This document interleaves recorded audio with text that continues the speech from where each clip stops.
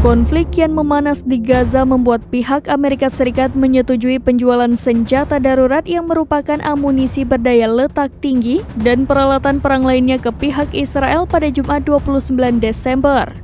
Dikutip dari The Guardian, total penjualan senjata ini mencapai 147,5 juta US dollar atau sekitar 2,2 triliun rupiah. Namun, penjualan semacam ini telah mengabaikan peninjauan Kongres. Sementara terkait senjata yang dijual itu meliputi skring dan pengisi daya untuk membuat peluru kaliber 155 mm yang telah dibeli Israel berfungsi. Amerika Serikat menyebut penjualan senjata darurat ini demi meningkatkan pertahanan Israel dari ancaman serangan regional yang akan dihadapi.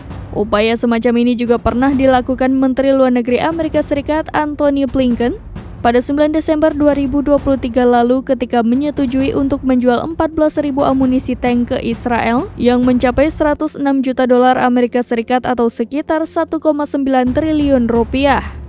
Kedua langkah ini muncul saat pemerintah Presiden Amerika Serikat Joe Biden untuk paket bantuan senilai hampir 106 miliar dolar Amerika Serikat untuk Ukraina, Israel, dan kebutuhan-kebutuhan keamanan nasional lainnya yang masih tertahan di Kongres terjebak dalam perdebatan mengenai kebijakan imigrasi Amerika Serikat dan keamanan perbatasan.